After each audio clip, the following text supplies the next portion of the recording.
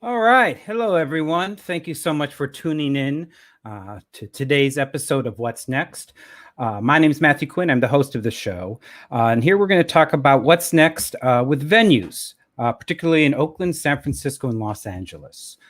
As many of you know, as probably all of you know, just over 5, almost 6 months ago, venues across the nation, across the world shuttered because of COVID-19.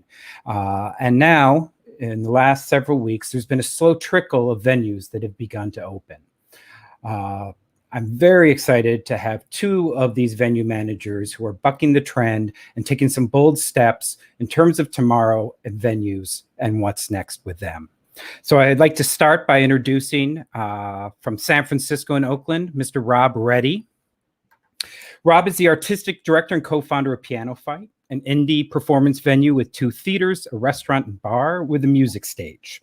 The front man for the indy-surf-funk band Capricorns, as well as being on the board of directors, Californicorns. Thank you. On the board of directors of Tenderloin, a workforce development nonprofit that prepares homeless and formerly incarcerated communities to enter the workforce. He's also a Canadian surfer. Just check the surfboard behind him. Rob received a BFA in acting from NYU Tisch School of Arts, go Violets, before moving back to the Bay in 2006, and has spent his quarantine time writing music and annoying his lovely and talented fiancée, Brianna. All right, congrats on that, Rob. Welcome. Thank you so much for coming. Thanks, Matt. It's great to be here, bud. All right. Next to Rob, from Los Angeles, California, is Mr. John Henningsen. He's a creative producer with over 20 years of experience working in nonprofit theater and over 15 years as an arts manager. He has worked on stage and off at Chicago Shakespeare, American Theater Company, Next Theater, Here Arts Center, Circle X Theater Company, Boston Court, the Getty Villa, and Lovewell Institute for the Creative Arts. John is a teaching artist and was the education director at the Center of Theater Arts and technical theater faculty at Windward School. He's currently the producing director of the award-winning immersive theater company, the Speakeasy Society, and founding artistic director of Thymele in Hollywood, California. Thank you so much for coming, John. Thanks for having me. All right. So, gentlemen, here we are, California, mid-COVID. Rob, tell us a little bit about what your operations, what your kind of scope of work, what your building was doing as a venue in San Francisco prior to mid-March. Sure. We were crazy busy. So January every year we have SF Sketchfest, which comes in and takes over basically all 3 of our stages. So we have a 55-seater, a 100-seater, and then a restaurant bar that's, you can stuff about 250 people into. And we were just cranking, and we do about 20 odd shows a week between all 3 stages. So we were doing a lot of different stuff by a lot of different artists. Business was doing real well, and then in February we started hearing like little whispers about this awful thing that was coming, and essentially it slowly came up, and by March, I believe our last day open was March 13th or 14th. I can't quite remember. And we just shut down because it just didn't feel safe anymore. And then the city of San Francisco shut everything down, I want to say on the 17th, St. Patty's Day, actually, which is great if you have a bar, St. Patty's Day. So, we were cranking, and then we weren't. And everything shut down, and you had to let staff go and tell artists, like all those shows were canceled, basically. Yeah, we canceled. I mean, we tried to hold off as much as possible on canceling things until we understood the scope of what was happening. And that honestly ran for a couple of months. But the first thing we did when we closed was we launched a crowdfunding campaign, because as anyone who's worked in a bar kind of knows, it's you're paying last week's kind of bills with this week's revenues. And so when we were forced to close, it was really, really immediate. And so we called up everybody on the staff and said, hey, everybody should apply for unemployment. We don't know what's going to happen here. So just apply. And that was pretty immediate. And then we ran a crowdfunding campaign. We raised about $55K in about a week. And that allowed us to basically to do another 2 payroll cycles for the staff. So to give them about a month until, because the unemployment situation was pretty effed to start out. And so we got everybody at least kind of through to the point where they were officially on unemployment, which was great. But yeah, basically everybody was furloughed immediately, ourselves included. And we had to cancel, I don't know how many shows we've canceled since then, but it's in the hundreds. Wow. Okay. Well, great support of your staff, of course, and that's great to hear. I see you, John, next door, nodding your head throughout Rob's talk. There seemed to be in quite an agreement. Can you give us kind of what your pre-March was? Well, I think I'm nodding my head because I think that story is similar to kind of what happened all over the country, that kind of that topple domino effect. We were doing the same thing. We were going really strong. Business was booming. There's this, we're on the second floor mainly. We're a giant loft space. And then I've been coveting this first floor location for about 3 years. I had finally convinced the people downstairs to sublease that building for me. And it took months and months to get all the paperwork worked out. And on March 5th, we finally signed the paperwork, made it official, expanded. We're ready to grow into that space. March 13th is when things started to kind of topple. We're postponing, canceling a lot of the rehearsals and the classes and stuff that are going on. We actually quickly retooled the space because we're not a standard theater. We've got a lot of just large open rooms. For 3 days, we had retooled the space to be an office space for those people who needed internet access or couldn't go into the office, because that kind of started moving first. So we quickly reorganized and moved things around on that Friday, and then that Monday everything just shut down. So yeah, I think it was about March 16th is when LA closed down. And yeah, everyone went on furlough, myself included, and at first we were postponing events. We were saying we don't know what's going to happen next, and then it became very clear that things needed to be canceled. We also did a crowdsource funding kind of fundraiser, and I actually did a bunch of credits for a lot of our long-time renters. Could actually set up credits for future use, that sort of thing. That was months ago. So all of that it went by the wayside, and now it's retooling again and seeing what's next.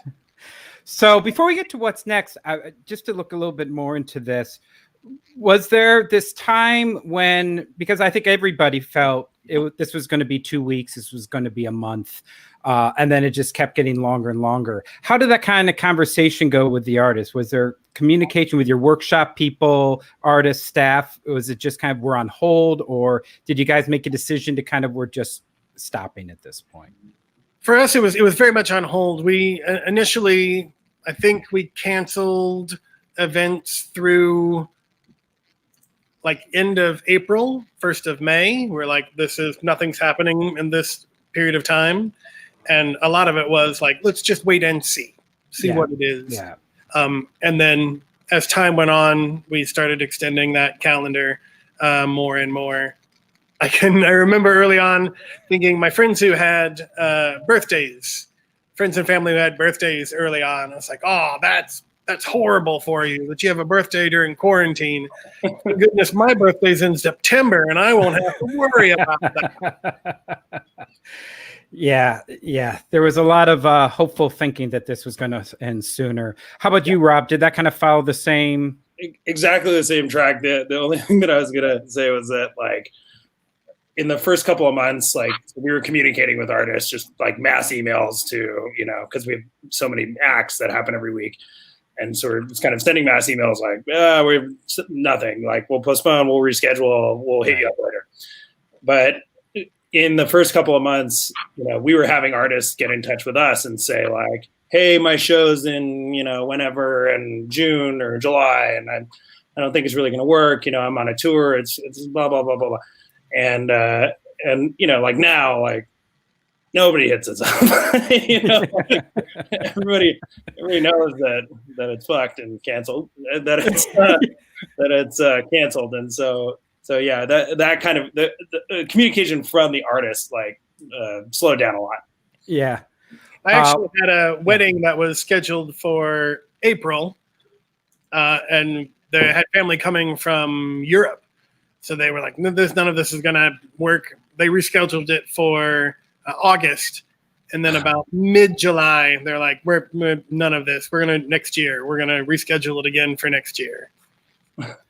Wow. Yeah. So do you have anything? Well, we'll get to more of what's next with all that. One other topic before we go to that, and feel free to pass on this. I imagine, as well as talking to your staff and the artist, I know a lot of venues have been having some difficult, tough, but necessary conversations with their landlords, and kind of how that is a big part of this conversation for what's next with people. Do you have anything that you'd like to say on camera about that? I mean, I'll just go and say that our landlords, City Impact, they're a faith-based nonprofit. They're a Christian organization that does a fair bit of work in the Tenderloin. And, I think when we're running and we do shows, that, are by, like, the Satanist Society of San Francisco, that can feel a little weird. But like, not a great, like, fit, but during the pandemic, when we had to kind of say, like, hey, that whole rent thing, talk about that. They were incredibly open to talking about it, and have been, and we've gone back to them once or twice since this all started, and we're not paying nothing. Like, we were paying, I think, some percentage, half rent, quarter rent, something like that, and then it ramps up, and then essentially what we did was amortize whatever the loss was to City Impact over the course of the rest of the lease.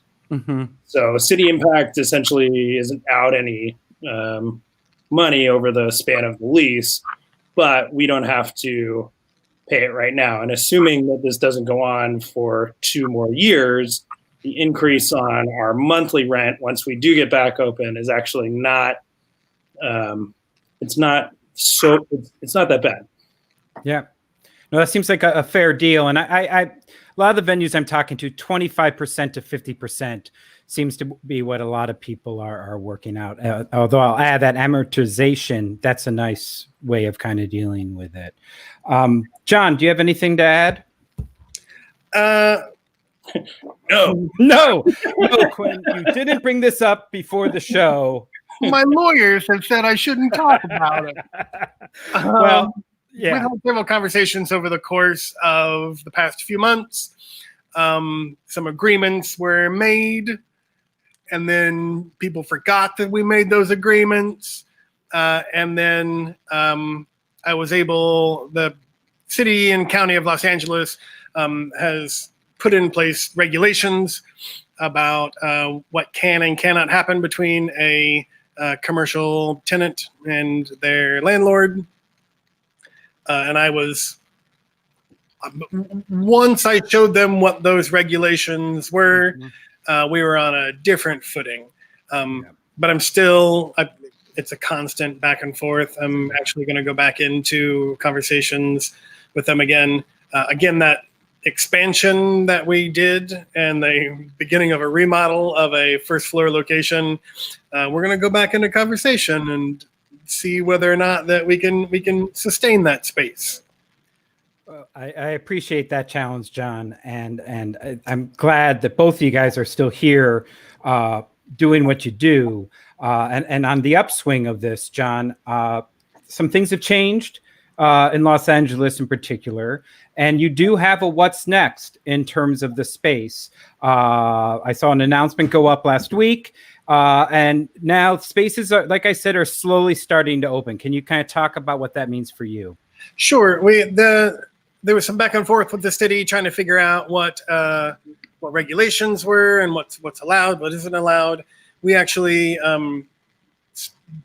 were remodeling the space and putting in all of the social distancing regulations, that sort of stuff, with a preparation to open in mid-July.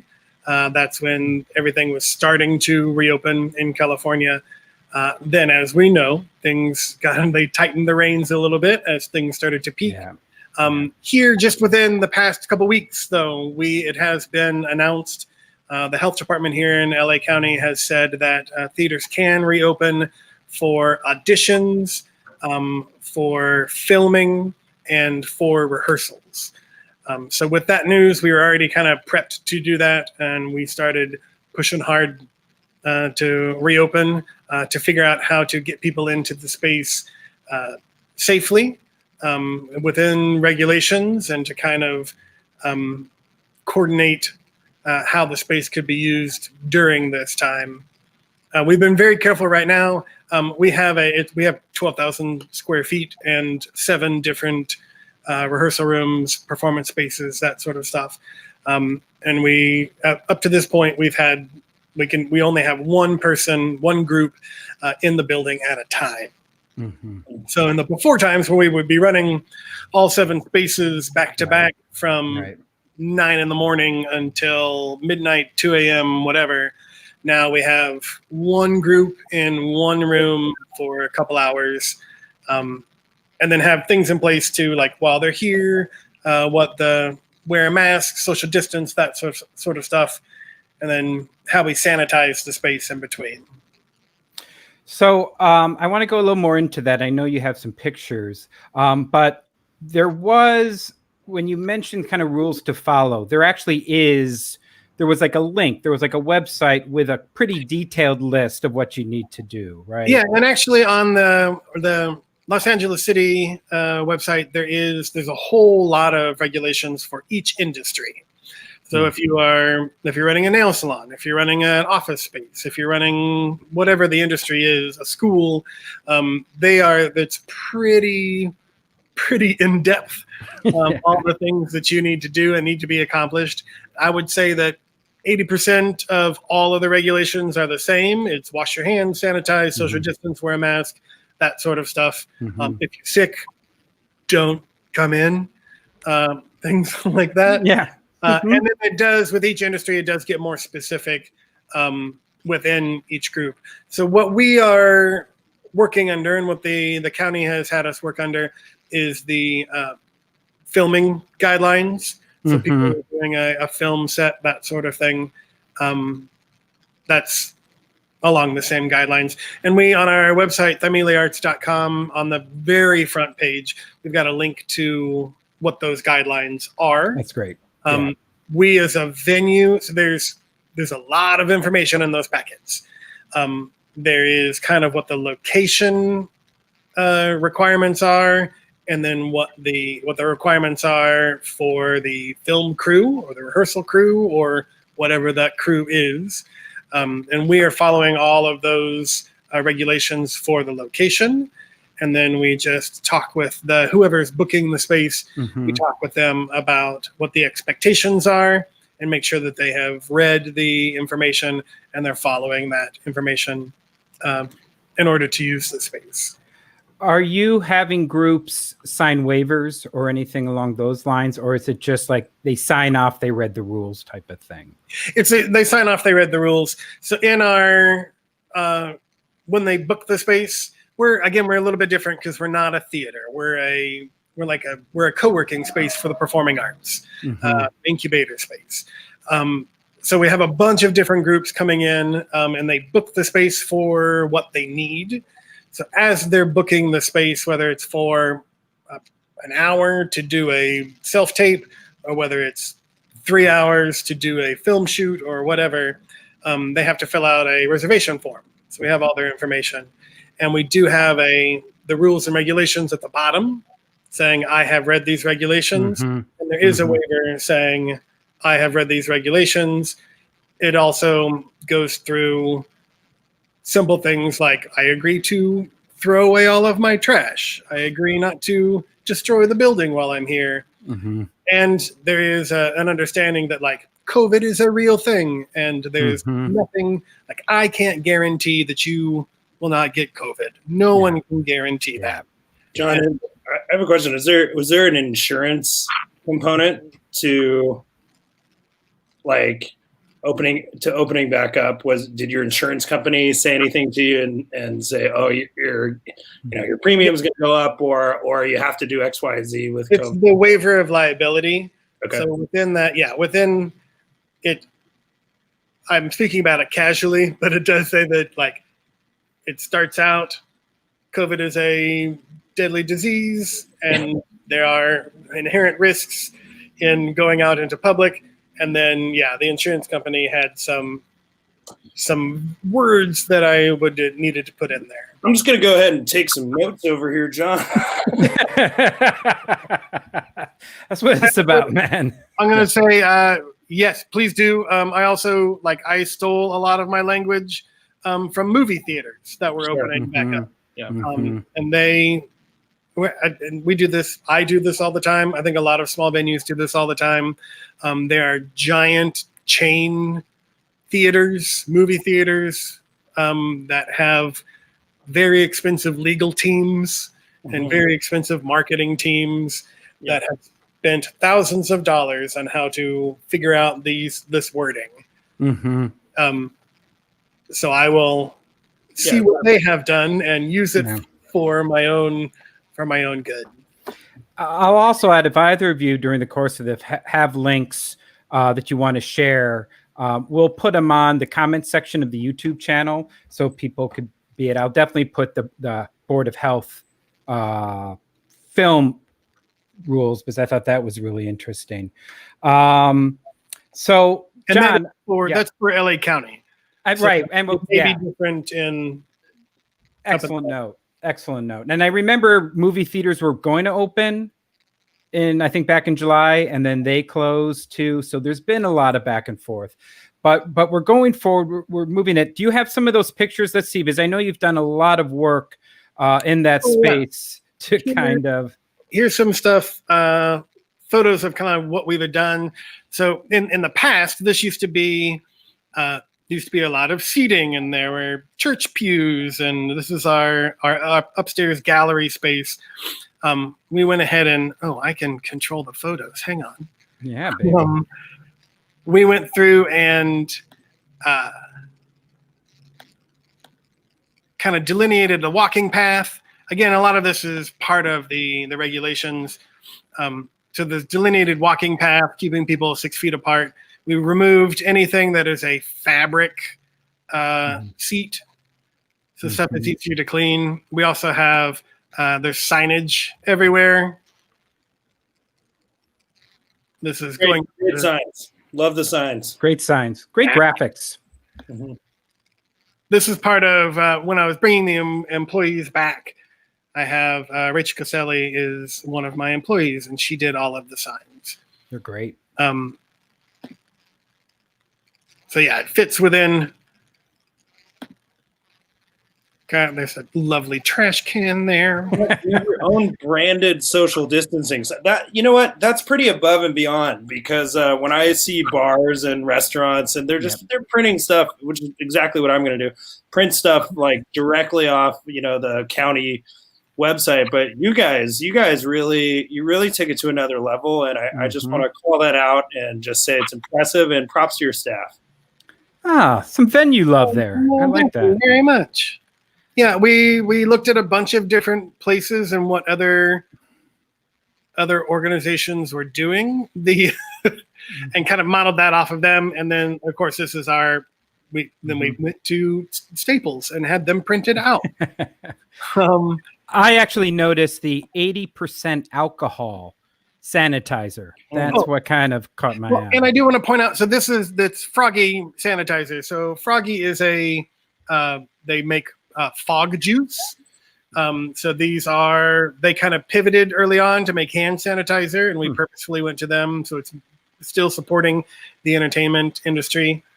In order for them to pivot that quickly and to be approved by the health department and all of that to send it out, they couldn't put any scent in it. They couldn't make it smell like a lavender or peonies or anything like that. So it is, you can tell it's working. It is alcohol. So part of that, where it says 80% alcohol, yes, just to let people know it is working. I think they're recommending 70% alcohol for hand sanitizer. So this is the 80%, and the first 15 seconds you have it on your hand, you've got some college flashbacks going on. Well, it all looks great. And echoing what Rob said, it really looks like you've thought this out. The graphics, everything looks great. You've taken things up a step. I'd feel very safe going there, and you've got the Board of Health behind you. So doors are open for auditions, rehearsals, and filming. And just a note, I don't know if you had more pictures before I delve into another topic. I've got a few pictures for later. Oh, okay. Keep them ready to go. Okay. One of the things, and then we'll get to Rob, is he's got some big news. Streaming. I noticed on your ad that went out, there seems when you go into filming and people coming into the space, as we know, we can't have performances, but a lot of performers have pivoted to online shows, online streaming. And I noticed that you guys have some special support for that. Yeah, what we were kind of doing early on was looking to see what people needed. When a lot of performances went online, a lot of people were doing Zoom performances or working with their phone, that sort of thing, even taking classes or doing classes, presenting stuff. I partnered with a media company here in town, Black Axe Media.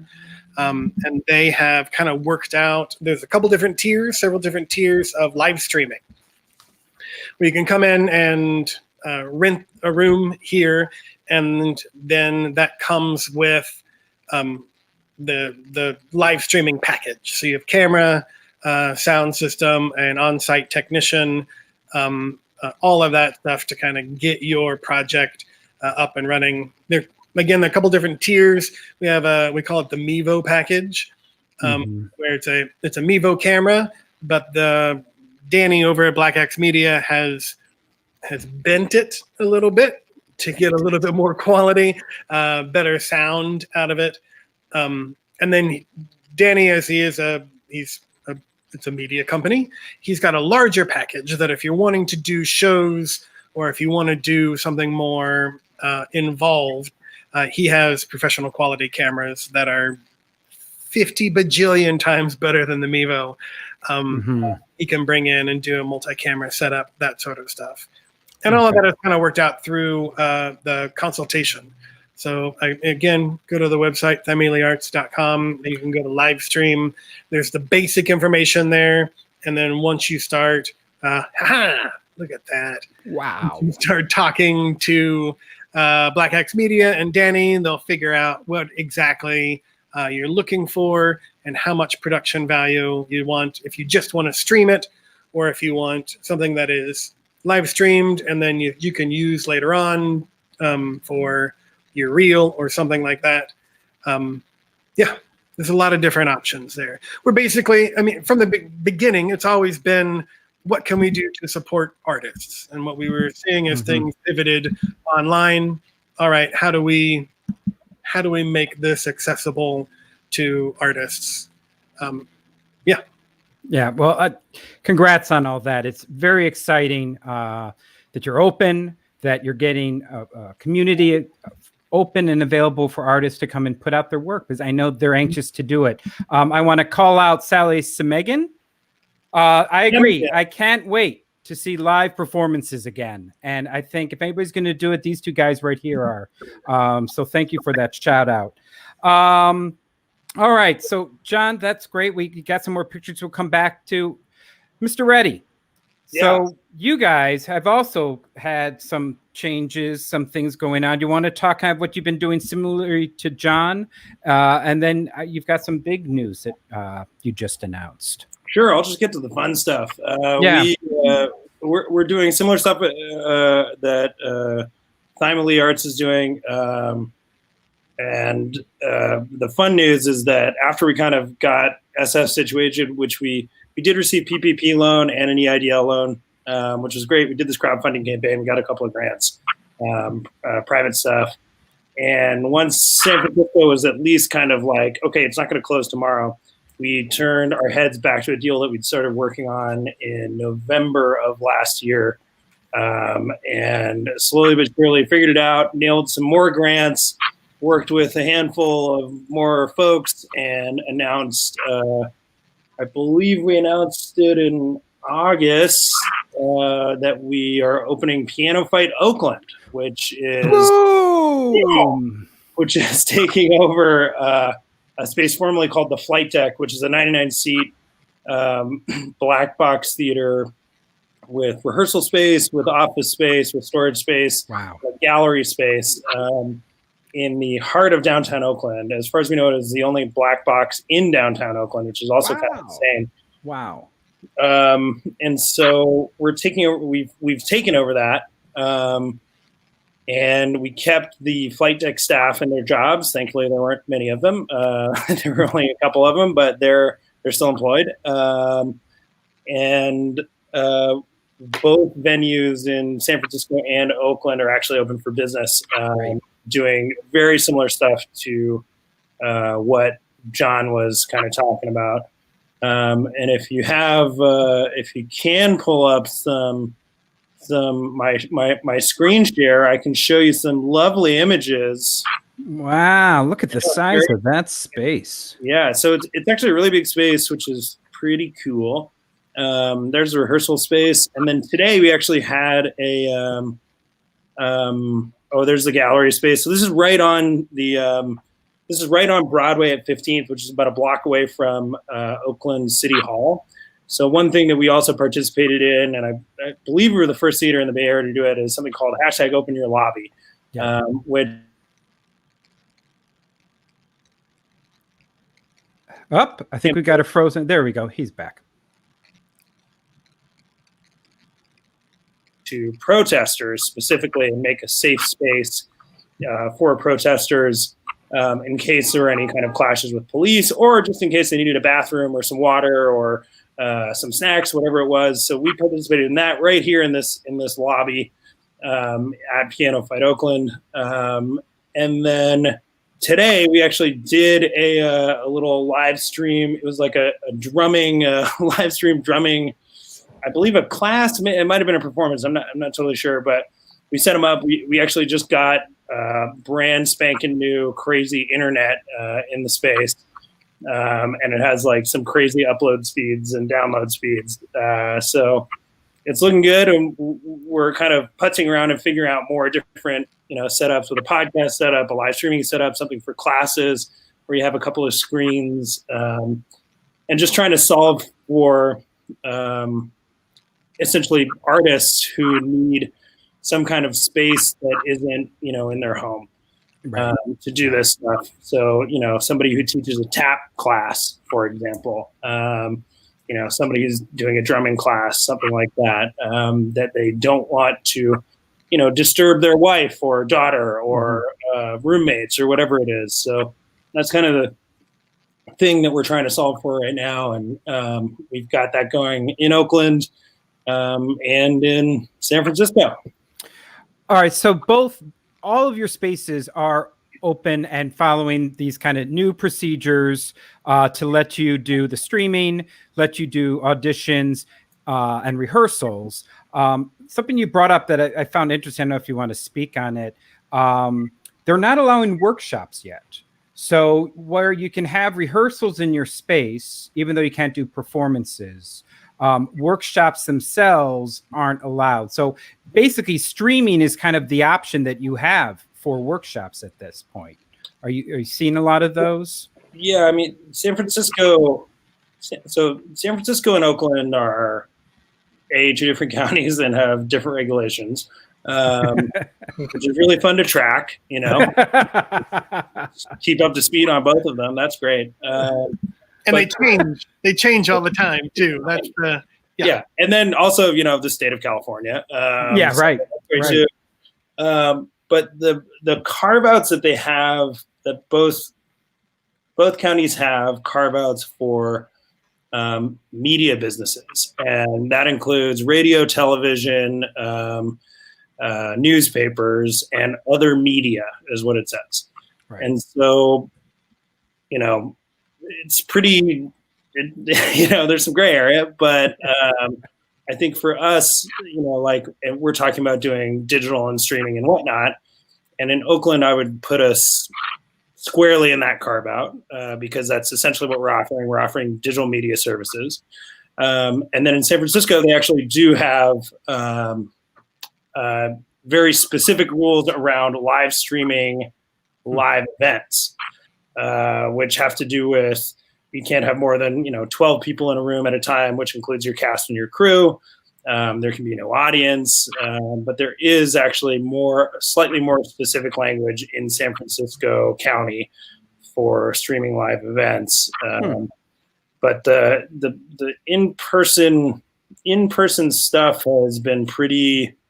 The only thing we've done where people have showed up to it in terms of kind of like a workshop or class was we were working with an essential business called Code Tenderloin, on which I'm on their board, and they were doing a security training for some of their kind of community volunteers, and they brought some folks into the different spaces in PianoFight San Francisco because we host them doing all kinds of community events and all their classes for job training and whatever during the day, which have been canceled since March.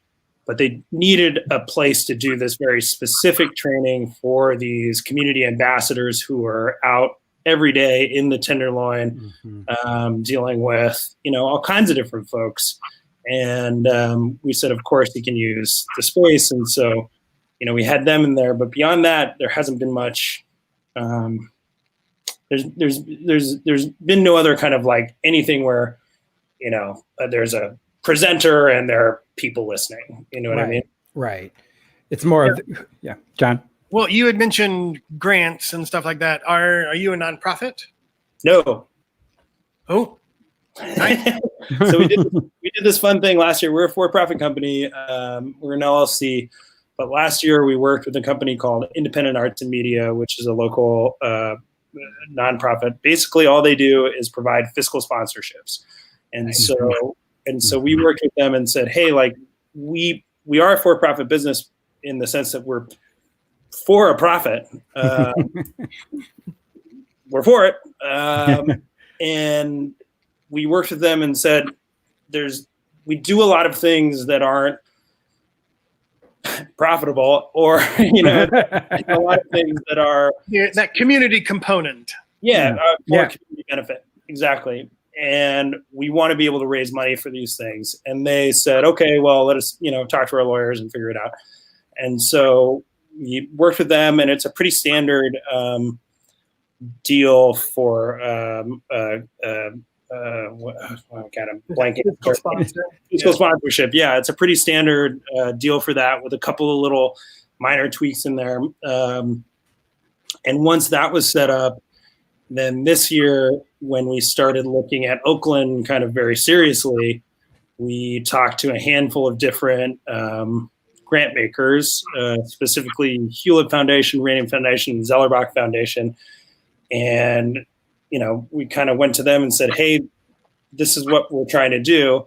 And their general thinking was that it was going to be a lot easier and cheaper to maintain a theater and keep it open than it would be to lose a theater and build a new one. Right. And right. So we were kind of a good fit because we'd already, run theaters, and we had this capacity to take in money, and we had the kind of knowledge and know how to do it. And so that all kind of worked out together. Well, and it's a beautiful space. The photos that you were showing, it's fantastic. I mean, the amount of light in your gallery and how open that is. Yeah. Oh, yeah, thanks. Yeah. Jealous of your floors. Yeah. If we have them, it's really exciting to have floors. Floors are good. Yeah. Well, and I just think it's great, Rob, working as a for-profit with these larger foundations and striking out a deal to get grant work and funding work, because the arts, as for profitable as some of these companies are trying to be, there's a sector of this business that is not going to make money. And kudos to your lawyers for kind of fitting this together and making it so you can get that money and saving a space. That was the most important. The most important thing to us was that this didn't go onto the market and become co-working space for a tech startup, because nobody wants it. Not even startups want that, right? No, right. So that was key. Well, especially if it's the only intimate theater in the city of Oakland. I mean, that would just city be of Oakland, but downtown anyway. Oh, downtown. Okay, my apology. Downtown. Was that where Ragged Wing was? Yeah. Ragged Wing built and opened the space in, I want to say, 2014. Wow. Right around when we opened PianoFight SF. So what's cool about it was that our two organizations have kind of tracked each other for a long time, with doing building and doing opening spaces and running them. And then when they kind of announced they were done, we sent them an email and said, hey, maybe we could. Yeah. So are they partnering with you? Are they also going to be putting, Amy, are they going to be doing shows? They're still going to be a resident company there. Great. What that exactly means for their performances and whatnot, I'm not sure, but they still have some office space there. And that was one of the things that was really key to us, was making sure that the community of artists that were there knew that they were not only welcome, but really, really wanted to stay on and keep working. And that's something that, for us as coming in from San Francisco, and to be totally honest, predominantly white organization going into the heart of downtown Oakland, this is not an easy thing, and it's not. I think it's something that we are aware of and that we know we have to work on and build that community and those bridges and that trust with the folks who have been there and have been working there for a long, long time. No, that's important. I'm glad you noted that, because I think that is, along with saving our spaces, that sense of accountability is really important for theater companies and theater venues to work. So I appreciate you mentioning that. And you also kind of mentioned that in terms of open your lobbies, because that was something particularly during the George Floyd protests. And John, I know you were out there. You guys were also, I think, looking at doing that. I don't know. I remember you getting we had set up for it with first aid supplies and stuff like that to assist. We are close enough to the 101. We're close enough to the highway here. Right. That as the protests were happening and things were happening late into the night, they were actually barricaded. They couldn't get this far east. Oh, I see. So the protest just never reached our venue. I gotcha. Okay. But you guys were there, and like many theaters, for part of the community, being open and being there for first aid. Just a small side note, an old friend of Rob Reddy's and mine, Olivia Griffin, has a venue in Louisville, and they just, because of all the protests, they just opened a venue called the Riot Cafe that in particular is there in Louisville, Kentucky, to address those issues. So a little shout out for her. Actually, I should just shout out too that Ragged Wing was absolutely, we had technically taken over the space at that point, but Ragged Wing were absolutely the movers and shakers in organizing that. and that we just basically said yes, and then provided whatever support we could, which was mostly personnel and kind of other, like me being down there. Yeah. But they really pushed that forward, and it was like it felt very special to be a part of that, especially right downtown in Oakland, right when all this was happening. Oh, I bet. Yeah, and definitely say yo to Amy Sass and Will do, and Anna as well. Okay, great. Please do. I think it's great. I'm glad that they're going to be able to continue their work. So kind of an offshoot, well, in terms of the community coming together and working it, there was an event just a week or so ago called We Make Events. And a highlight of venues that are struggling, that are about to close, and venues around the nation all highlighted their venues in bright red lights so people could really get a sense of how many venues are really being threatened right now during the pandemic. And I believe both of your venues were part of this. And do you have, I see John's picture is ready. Maybe we can bring up John's and kind of show what this looked like. Yeah. Part of what it is, it's the Red Alert restart. And again, this is worldwide. It was worldwide. That's my bad. September 1st was the United States. I see. There was also a week before they did it in Europe. It's about there's just all the event workers that are out there. One of the first things that shut down were the large events, were the conventions, were the big, the big events that bring a bunch of people together. Those were the first things to kind of crumble. And then there are hundreds of thousands of people that are working those events behind the scenes that you never see, right? That are out of work. They're the first things that went away, and they will be the last thing to come back. And with the set of unemployment and kind of where the entertainment industry is, those people are not being taken care of as well as they should. Yeah. The problem with being the people who are behind the scenes and you're not seen during an event is that your job is to disappear. Yep. The problem now is nobody thinks about those people. Nobody thinks about everything that's going on behind the scenes. Mm-hmm. For every event, there's a floor crew, there's a lighting crew, there's a sound crew, there's box office, there are people working concession stands, there are people taking out the trash.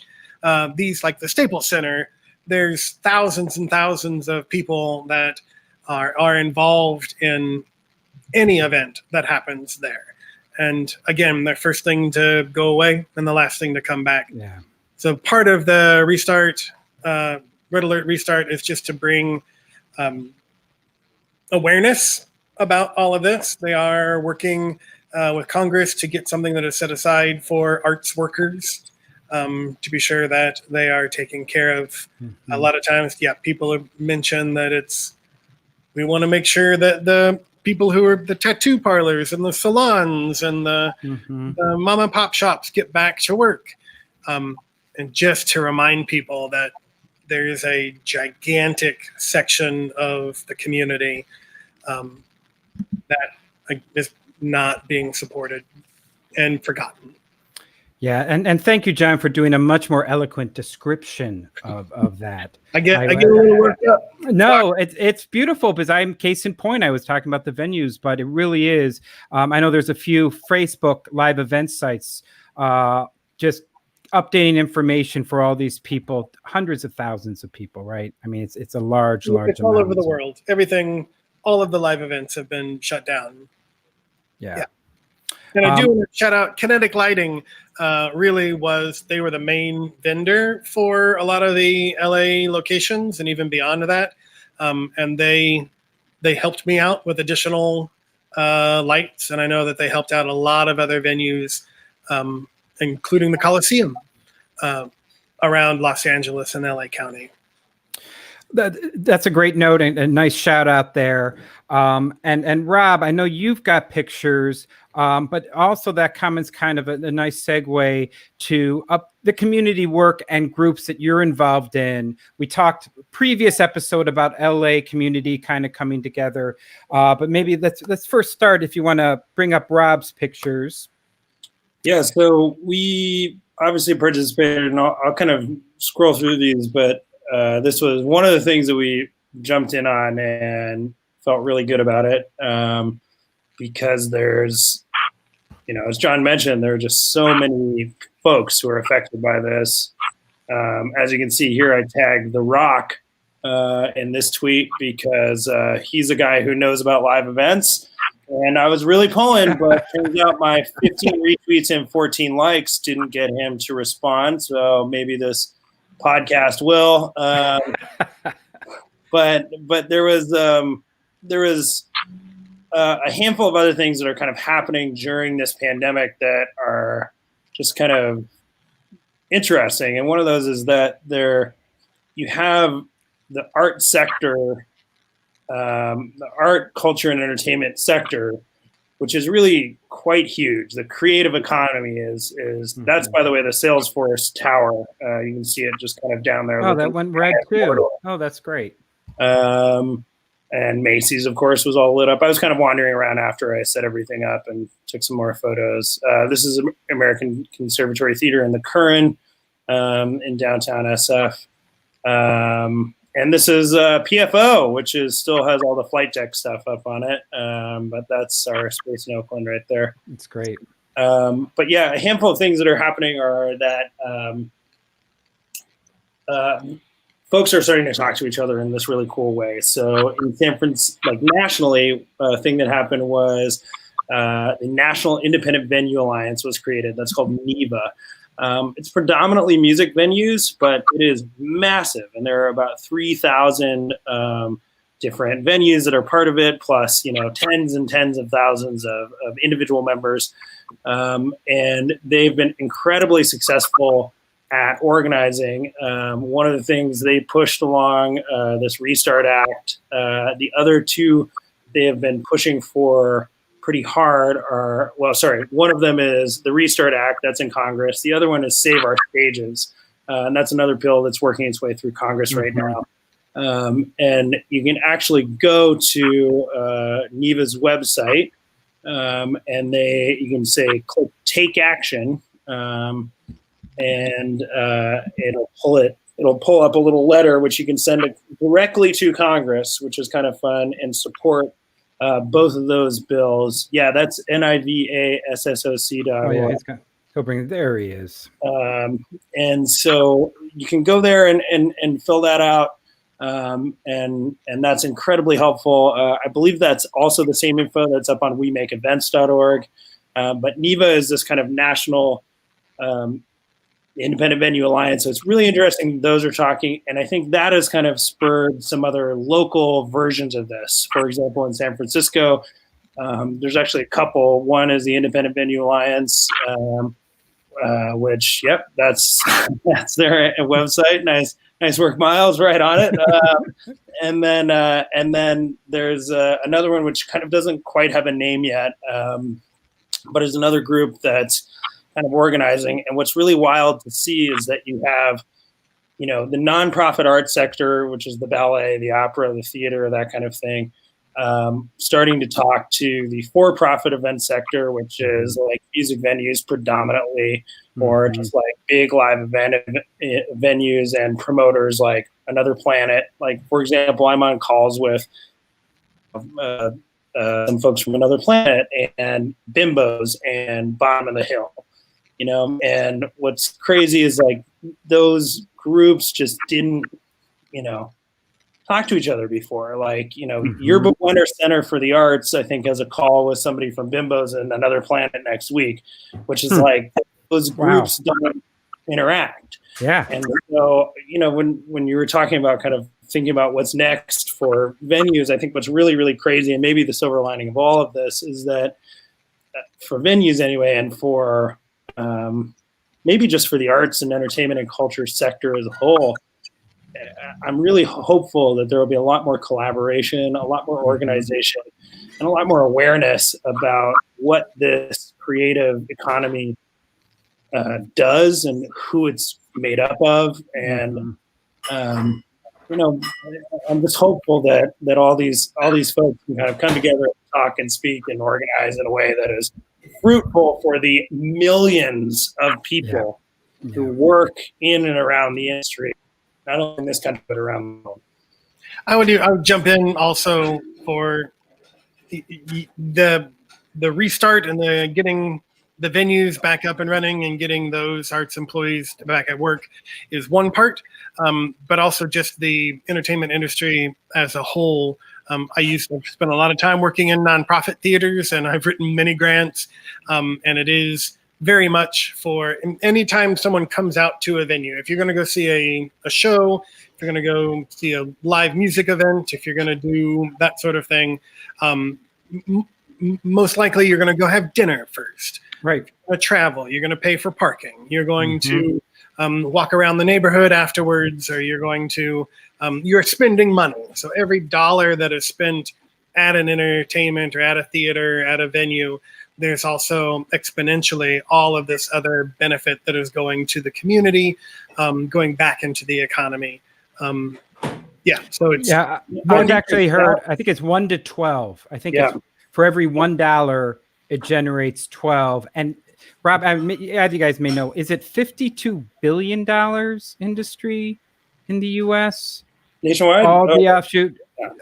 Does that sound about right? $52 billion.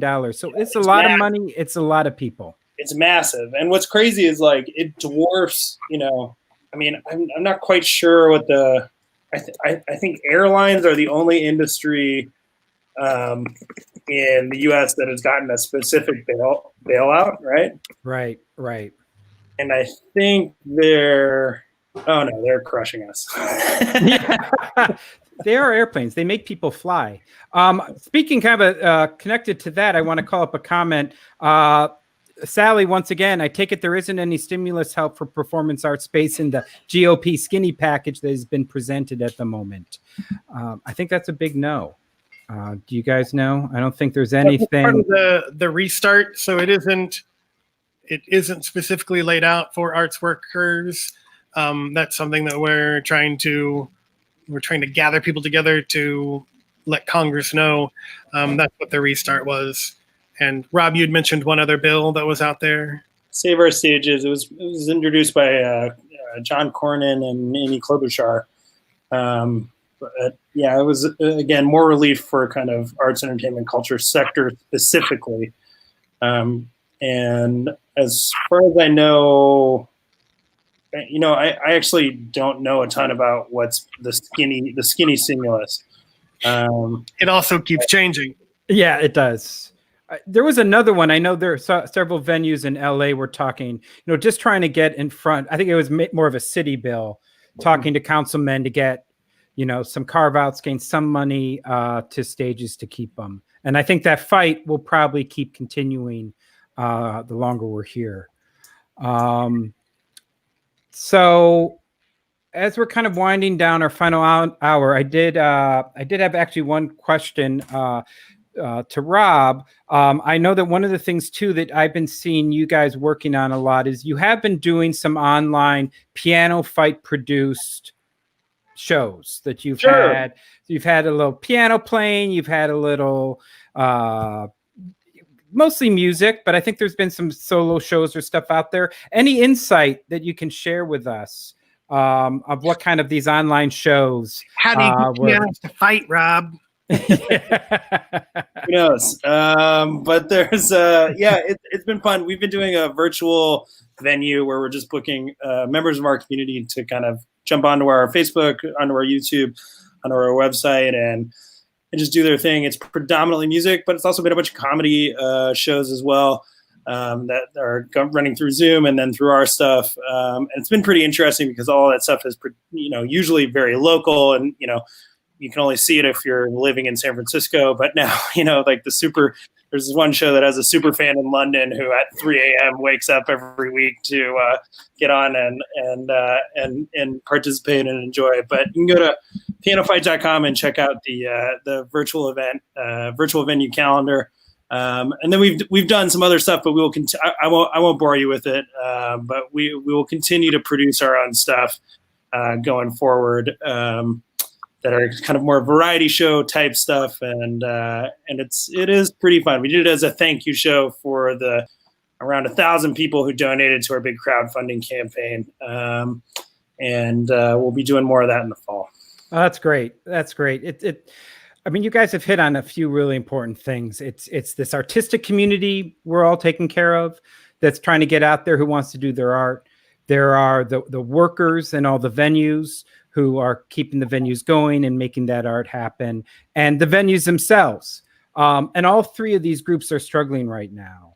And I just really want to commend both of you in being leaders in the venue community to really tackle these problems and connecting with each other. I have such a sense of people sharing information and working with each other. And you've even demonstrated right now, and being aware of the community and everything that's going on. So I really just want to give a shout out and thanks for you guys to help what's next with everything. Before we wrap up after that nice little tag ending, do you guys have anything else that you want to say or shout out? Any sort of what's coming up, John? Any events or anything you want to shout out? So I don't have any. We're not producing events ourselves, but again, we are open. I think we are one of the few venues that are advertising open. So yeah, come in if you've got a piece that you're working on. We'll figure out how to make it work. ThymeleArts.com.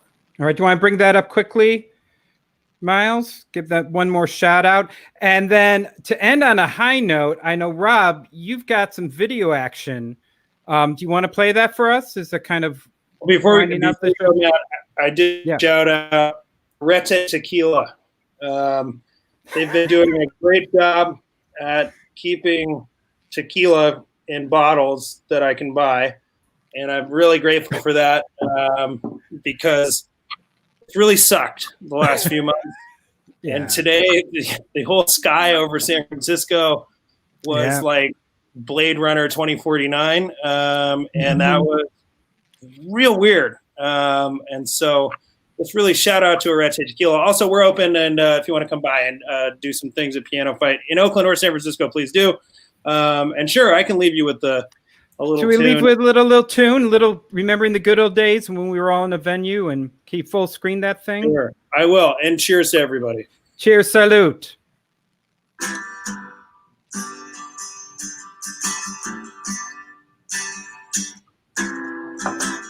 Whoops.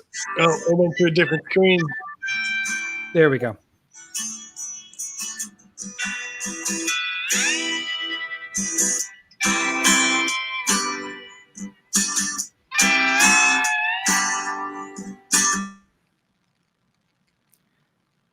All right. Duncan Wold there. Oh. That's all right. I'm just gonna stop it myself. It was beautiful just to see you up there, man, and sharing the love. So once again, Mr. Rob Reddy, John Henningsen, Light Show, Beards, you guys are rock stars, leading the way of venues. We'll have information up online, up on our comments. If you are a YouTube subscriber, please subscribe to Combined Art Forum. We've got all these great shows. Tomorrow, in fact, we've got two of the world-renowned magicians, John Armstrong and Carissa Hendricks, who just became the Magician of the Year from Magic Castle. They're going to talk about how they pivoted from live to online shows and reveal their secrets. And I'm told they're going to do some tricks. So that's tomorrow at 6 p.m. Again, Rob and John, thank you for all you do. It was a pleasure having you here. Stick around. We'll down some of that tequila in the dressing room right after the show. In the meantime, everybody, thank you so much for coming. Miles, roll those. Thank you, Miles. And roll those credits.